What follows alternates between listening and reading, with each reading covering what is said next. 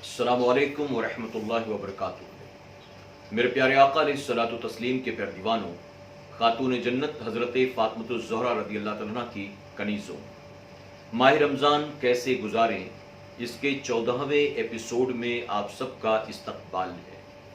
आइए दर्स के सिलसिले को आगे बढ़ाने से पहले हुज़ूर अकरम सल्लल्लाहु तआला अलैहि वसल्लम की बारगाह बेकस पनाह में हदिये ग़ुलामी पेश कर लेते हैं। पढ़ें अस्सलातु वस्सलामु अलैका या रसूल अल्लाह, अस्सलातु वस्सलामु अलैका या हबीब अल्लाह, अस्सलातु वस्सलामु अलैका या नबी अल्लाह व अला आलिका व अस्हाबिका या नूर अल्लाह सल्लल्लाहु ताला अलैहि वसल्लम। मेरे प्यारे आका अलैहिस्सलातु तस्लीम के प्यारे दीवानों, खातून जन्नत हज़रत फ़ातिमतुज़ ज़हरा रज़ियल्लाहु अन्हा की कनीज़ों, माह रमज़ानुल मुबारक का पहला अशरा रहमत वाला खैर वाफ़ियत के साथ हमसे और आपसे रुखसत हुआ। आज हम और आप माह रमज़ान के दूसरे अशरे यानी मग़फ़िरत वाले अशरे में दाखिल हो चुके हैं। अल्लाह रब्बुल इज़्ज़त की बारगाह में दुआ है कि मौला अपने फ़ज़्ल व करम से इस मग़फ़िरत वाले अशरे के जाने से पहले पहले हम तमाम की, हमारे वालिदैन की, हमारे अहल व अयाल की और तमाम ईमान वाले भाइयों और बहनों की बख्शिश और मग़फ़िरत फरमाए। मेरे प्यारे आका अलैहिस्सलातु तस्लीम के प्यारे दीवानों, आपने सुना कि माह रमज़ानुल मुबारक में अल्लाह रब्बुल इज़्ज़त रोज़ाना इफ्तार के वक्त अपने 1 लाख जहन्नमी बंदों को जहन्नम से आज़ाद फरमा देता है, और पूरे महीने भर जितनों को अल्लाह जहन्नम से आज़ाद फरमाता है, जब आखिरी रात आती है तो उन सब के बराबर आखिरी रात में अल्लाह अपने बंदे बंदियों को जहन्नम से आज़ाद फरमाता है। हमें और आपको कोशिश करनी चाहिए कि अल्लाह रब्बुल इज़्ज़त हमारा और आपका भी शुमार उन्हीं बख्शिश पाने वालों में फरमा दे। अल्लाह हमें और आपको भी जहन्नम से निजात अता फरमाए। मेरे प्यारे आका अलैहिस्सलातु तस्लीम के प्यारे दीवानों, हम और आप माह रमज़ान के रोज़ों के फ़ज़ाइल समात कर रहे हैं। इस ज़िम्न में हमने चंद हदीस मुबारका को समात किया। आइए सिलसिले को आगे बढ़ाते हैं। रोज़ेदार का इस्तक़बाल। जब क़यामत में अल्लाह ताला अहले क़ुबूर को कब्रों से उठने का हुक्म देगा तो मलाइका को फरमाएगा, ए रिज़वान, मेरे रोज़ेदारों से चल कर मिलो, क्योंकि वो मेरी खातिर भूखे प्यासे रहे। अब तुम बहिश्त की ख्वाहिशात की तमाम अशिया लेकर उनके पास पहुंच जाओ। उसके बाद वो रिज़वान, अब रिज़वान जो है जानते कौन है? ये जन्नत के दारोगा का नाम रिज़वान है और जहन्नम के दारोगा का नाम मालिक है। इसको याद रखें, जो जन्नत का दारोगा है वो मालिक। यानी यहाँ पर रोज़ेदारों के इस्तक़बाल के लिए आम फरिश्तों को नहीं, सीधे जन्नत के दारोगा को भेजा जा रहा है और अल्लाह का हुक्म है कि ए रिज़वान, आगे बढ़कर रोज़ेदार बंदों का इस्तक़बाल कर और जन्नत की तमाम अशिया जो है वो उनके लिए लेकर पहुँच।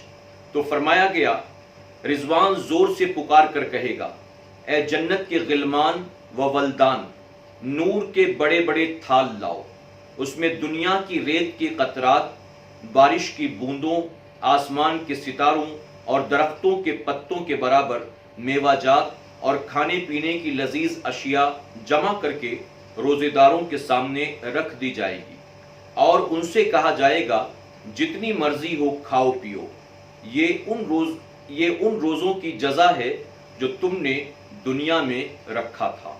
सुभान अल्लाह। हुज़ूर अकरम सल्लल्लाहु अलैहि वसल्लम इरशाद फरमाते हैं, मेराज की रात मैंने देखा कि कुछ लोग ऐसे हैं जिनके सामने जन्नत का दस्तरखान लगा हुआ है और वो मज़े से बैठे हुए उस पर जन्नत के मेवे खा रहे हैं। हुज़ूर अकरम सल्लल्लाहु अलैहि वसल्लम ने जिब्राइल अलैहिस्सलाम से फरमाया कि जिब्राइल, ये कौन लोग हैं?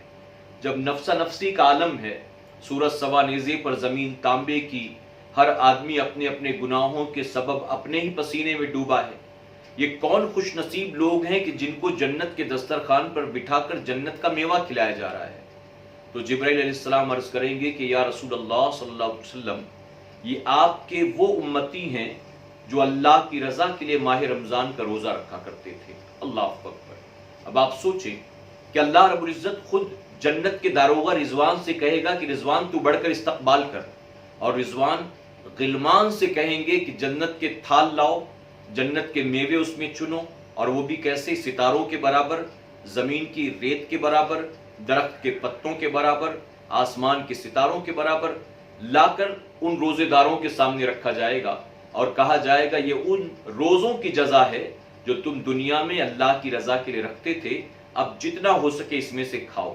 میرے پیارے آقا کے پیارے دیوانوں، تو جو روزہ رکھتے ہیں ان کے لیے تو یہ جزا، اور جو روزہ نہیں رکھتے اور ماہ رمضان میں بھی کھاتے پیتے گھوم رہے ہوتے ہیں، آپ سوچیں کہ ان کے لیے کیا سزا ہوگی۔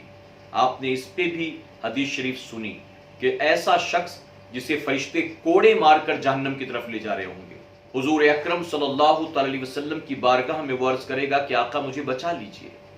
حضور اکرم صلی اللہ علیہ وسلم سفارش کرنا چاہیں گے کہ اللہ فرمائے گا کہ محبوب، اس کے خلاف ماہ رمضان نے دعویٰ کیا ہے، اس سے ماہ رمضان نے بیزاری کا اظہار کیا ہے، تو حضور اکرم صلی اللہ علیہ وسلم فوراً فرمائیں گے کہ جس سے ماہ رمضان نے بیزاری کا اظہار کیا ہو اور جس کے خلاف ماہ رمضان نے دعویٰ کیا ہو، میں اس سے بیزاری کا اظہار کرتا ہوں۔ پھر آپ سوچیں اس بندے کا پرسان حال کون ہوگا۔ اللہ ہم سب کو روزے رکھنے کی توفیق عطا فرمائے۔ ایک عجیب الخلقت فرشتہ، حضور اکرم صلی اللہ علیہ وسلم نے ارشاد فرمایا، میں نے شب معراج میں سدرۃ المنتہا پر ایک فرشتہ دیکھا جسے میں نے اس سے پہلے کبھی نہیں دیکھا تھا۔ اس کے طول و عرض کی مسافت لاکھ سال کے برابر تھی۔ اس کے 70,000 سر تھے، اور سر میں 70,000 منہ، اور ہر منہ میں 70,000 زبانیں۔ ہر سر پر 70,000 نورانی چوٹیاں تھیں، اور ہر چوٹی کے سر پر بال میں لاکھ لاکھ موتی لٹکے ہوئے تھے۔ ہر ایک موتی کے پیٹ کے اندر بہت بڑا دریا، ہر دریا کے اندر بہت بڑی مچھلیاں، اور ہر مچھلی کا طول 2 سال کی مسافت کے برابر۔ ہر مچھلی کے پیٹ میں لکھا تھا لا الہ الا اللہ محمد الرسول اللہ صلی اللہ علیہ وسلم۔ اور اس فرشتے نے اپنا سر اپنے ایک ہاتھ پر رکھا ہے، اور دوسرا ہاتھ اس کی پیٹھ پر ہے، اور وہ بہشت میں ہے۔ جب وہ اللہ کی تسبیح پڑھتا ہے تو اس کی پیاری آواز سے عرش الہی خوشی میں جھوم اٹھتا ہے۔ میں نے جبرائیل علیہ السلام سے اس کے متعلق پوچھا تو انہوں نے عرض کیا، یہ وہ فرشتہ ہے جسے اللہ رب العزت نے آدم علیہ السلام سے 2000 سال پہلے پیدا کیا تھا۔ پھر میں نے کہا، اس کی لمبائی اور چوڑائی کہاں سے کہاں تک ہے؟ تو جبرائیل علیہ السلام نے عرض کیا، اللہ تعالیٰ نے بہشت میں ایک چراگاہ بنائی ہے، اور یہ اسی میں رہتا ہے۔ اس فرشتے کو اللہ تعالیٰ نے حکم دیا ہے وہ آپ کے اور آپ کی امت کے ہر اس شخص کے لیے تسبیح پڑھے جو روزہ رکھتے ہیں۔ سبحان اللہ۔ میں نے اس فرشتے کے آگے 2 صندوقیں دیکھی، اور دونوں پر 1000 نورانی تالے تھے۔ میں نے جبرائیل علیہ السلام سے فرمایا، یہ کیا ہے؟ انہوں نے کہا، اس فرشتے سے پوچھئے۔ میں نے اس عجیب و غریب فرشتے سے پوچھا، یہ صندوقیں کیسی ہیں؟ اس نے جواب دیا، اس میں آپ کی روزہ رکھنے والی امت کی برات یعنی چھٹکارے کا ذکر ہے۔ آپ کو اور آپ کی امت کے روزہ رکھنے والوں کو مبارک ہو۔ سبحان اللہ۔ میرے پیارے آقا علیہ الصلوۃ والتسلیم کے پیارے دیوانوں، خاتون جنت حضرت فاطمۃ الزہرا رضی اللہ تعالیٰ عنہا کی کنیزوں، یہ بڑی طویل حدیث مبارکہ ہے، اور حضور اکرم صلی اللہ علیہ وسلم نے سفر معراج کا ذکر فرمایا، اور ساتھ ہی فرمایا کہ میں نے اس سفر میں ایک ایسے فرشتے کو دیکھا جس فرشتے کو میں نے اس سے پہلے کبھی نہیں دیکھا تھا۔ یہ فرشتہ، آپ نے اس کی لمبائی چوڑائی، آپ نے اس کے پروں کا ذکر، اس کے منہ کا ذکر، منہ کے اندر موجود زبانوں کا ذکر، اس کے سر کی چوٹیوں کا، چوٹیوں میں موجود موتیوں کا، موتیوں میں موجود دریا کا، دریا میں موجود مچھلیوں کا، یہ سارا بیان آپ نے سنا۔ یہ فرشتہ اللہ کی تسبیح بیان کرتا ہے، اور فرمایا گیا کہ یہ تسبیح حضور اکرم صلی اللہ علیہ وسلم اور حضور کی روزے دار امت کے لیے ہے۔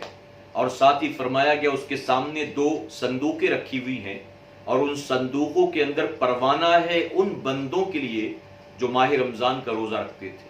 اس کے بعد وہ فرشتہ خود حضور اکرم صلی اللہ علیہ وسلم کو مبارکباد بھی دیتا ہے۔ سبحان اللہ، یقیناً قابل مبارکباد ہیں وہ بندے، وہ بندیاں جنہیں اللہ ماہ رمضان کے روزے رکھنے کی توفیق عطا فرماتا ہے۔ ہم دعا کرتے ہیں اللہ ہم گناہ گاروں کے روزوں کو اپنی بارگاہ میں شرف قبولیت عطا فرمائے۔ روزہ اور دیگر عبادات میں فرق۔ میرے پیارے آقا علیہ الصلوۃ والتسلیم کے پیروانوں، اگر ہم دیگر عبادات کا جائزہ لیں تو یہ بات واضح ہو جاتی ہے، نماز، حج، زکوٰۃ وغیرہ کچھ کرنے کا نام ہے۔ مثلا نماز میں قیام، رکوع، سجود وغیرہ کی ادائیگی کی جاتی ہے۔ حج اللہ کی رضا کے لیے طواف کعبہ، وقوف مینا، عرفہ، سعی وغیرہ کا نام ہے۔ لیکن روزہ کھانے پینے اور جماع سے بچنے کا نام ہے۔ آخر ایسا کیوں؟ در حقیقت اللہ رب العزت اپنے بندوں کی تربیت فرمانا چاہتا ہے۔ اے میرے بندوں، تمہارے پاس بھلے ہی حلال کھانا ہو، حلال مشروبات ہوں، حلال بیوی موجود ہو، لیکن پھر بھی ماہ رمضان المبارک میں میری خوشی کے لیے ان چیزوں سے صبح صادق سے لے کر غروب آفتاب تک رکے رہو۔